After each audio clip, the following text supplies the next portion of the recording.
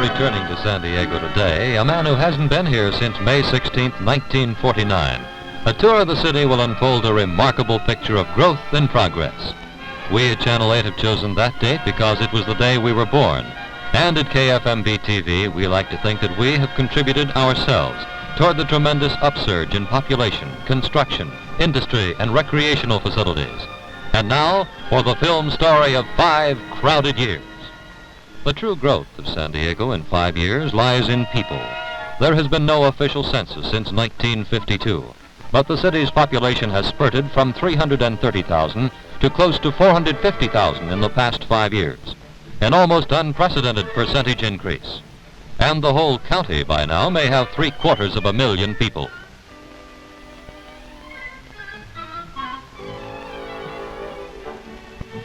This reflects itself in all kinds of ways. Steady streams of traffic, busy downtown streets,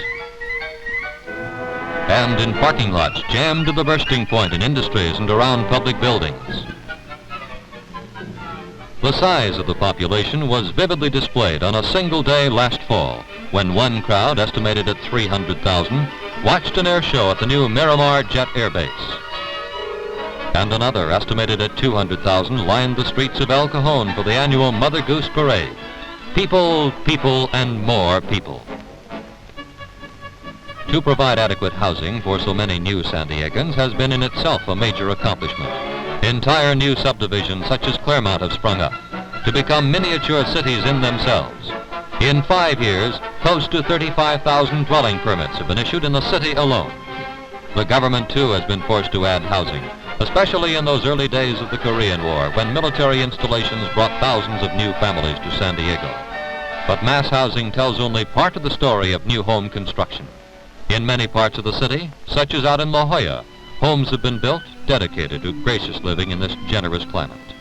Gardens and patios, picture windows, outside barbecues, and swimming pools are part of today's dream homes, and dreams, many find, have ways of materializing. The booming in-migrant population coincided with a record-breaking increase in the birth rate, and that meant provision for new schools. 3 years ago, there were more children in the community of preschool age than were actually attending school in all 12 grades. So, 2 big bond issues, totaling more than $27,600,000 were passed by whopping majorities. And today, the classroom shortage has almost been done away with. In the new construction have been 14 elementary schools, 1 junior high school, and 2 high schools. Schools of higher education have progressed too. At State College in 5 years, 6 new buildings have gone up and 17 others are to be built. Meanwhile, San Diego University, a Catholic school, is developing out on Kearny Mesa. The Women's College has been in operation 2 years. And the men's department started classes in February. And with the amazing population growth, there arose a need for new churches. Many new houses of worship have been erected. A serious shortage of hospital beds developed, and only now is that condition being corrected with the addition of the Children's Hospital and the nearby Donald Sharp Memorial Hospital.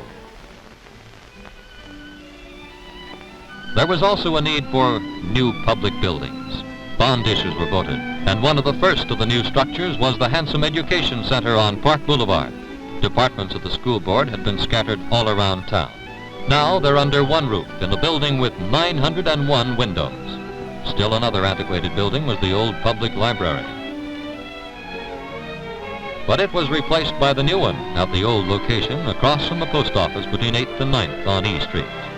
Another newcomer, the $1,200,000 Juvenile Detention Hall on Kearny Mesa. It replaces Anthony Home, which in turn will be used by various county departments.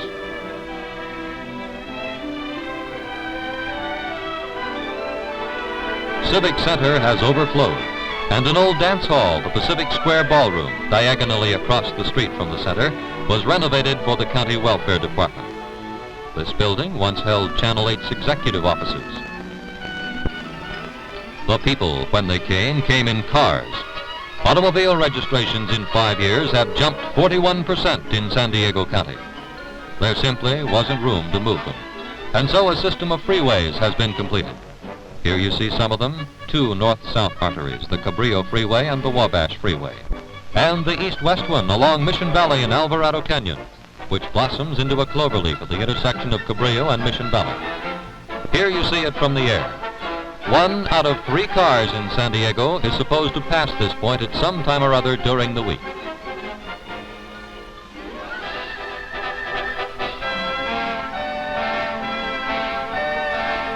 So vast an influx brought other transportation problems as well. Greyhound Bus constructed a new terminal and added to its daily schedules. The city's airports are almost completely done over. New runways in the new terminal at Lindbergh Field. A small plane airport at conveniently nearby Montgomery Field. And the Santa Fe Railroad, it added 2-car fast diesel service. Extensive improvement also has gone into the city's waterways, and San Diego grows in importance as a port. President liners, such as the fog-shrouded President Pierce, have begun regular service. San Diego advances, too, as a cotton export center. More than 100,000 bales of cotton were loaded this past season. There was growth in neighborhood commercial business, and something new for San Diego was added when a major department store, Sears Roebuck, opened a big new building in Hillcrest. Stores and banks added branches in various parts of the city. But any fear that the downtown area would be neglected in favor of a new trend to the outskirts was quickly dissipated. The Downtown Merchants Association organized a park and shop plan, and retail sales in the area stayed high. There was an all-around facelifting, too. Among the new stores open were a Foreman and Clark's and a Woolworth's. And Jordan Marsh remodeled and brought to the city a new department store in the old Sears location. The skyline is still changing with this addition to the long-established Marstons now going up. When the population started zooming, San Diego faced a serious dearth of water. The stored water in surrounding dams simply wasn't enough to go round. The second barrel of the aqueduct is now under construction. The Colorado River has saved San Diego from reverting to desert. But we're continuing to develop our own resources, and Sutherland Dam was rushed to completion. The strain on public utilities of supplying services to so many new citizens has been monumental. The gas company now is fed by pipeline from the southwest, and its capacity to serve gas customers has increased from 73 million cubic feet per day to 95 million. This in 5 years. The telephone company has added 78,200 new phones and equipped the entire city with a new dial system. What brought all these problems, all these people? Well, mostly it was jobs and a chance to live under sunny skies. The aircraft industry, dropping off after World War II, suddenly spurted after Korea revealed the lowest state of our air power. And now the aircraft factories, Convair, Ryan, Solar, and Rohr, hire 36,000 workers at an annual payroll rate of $200 million. Aircraft shared with the Navy the honor of being San Diego's largest employer. The buildup of local installations has dropped off from the Korean War peak, but this is still a white hat town, and civilian employees of the Navy receive $75 million a year. The biggest new military projects have included new buildings at the Naval Training Center, expansion of facilities at Camp Pendleton, and the jet field at Miramar, soon to be greatly enlarged. The third greatest source of revenue in San Diego's billion-dollar market is farming. One of the least known facts about San Diego County, even by those who live here, is that it stands 30th among all counties in the nation in the value of its agricultural products. In position number 4 stands tourism, at the rate of about $75 million a year. There's talk now of trying to double that by unifying agencies and increasing the advertising budget. But meanwhile, the attractions that draw tourists have had their crowded years as well. The principal new magnet for tourists will be Mission Bay, in time to become one of the great water playgrounds of the world. Right now, many of the improvements have been held up due to lack of federal funds, which prevent adequate dredging and reopening of the channel. But already new pleasure facilities are being added monthly. Shelter Island also has been developed with its small boat jetties, new clubs, and dining places. Balboa Park, with its 1,400 acres, is also constantly tightening its hold on both tourists and citizens.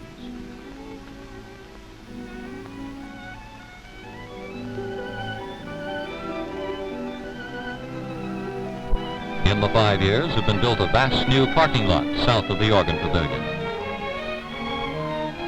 the Veterans War Memorial Building, and many other structures have been refurbished. A new recreation center is rising in East San Diego at 54th and Orange. More than ever before, San Diego is establishing itself as a year-round playground with everything from beaches to snow, forest trails to all kinds of sporting activities.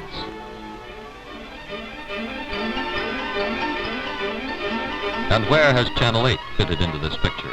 Well, we opened up 5 years ago in the San Diego Hotel, and this was our main and only studio.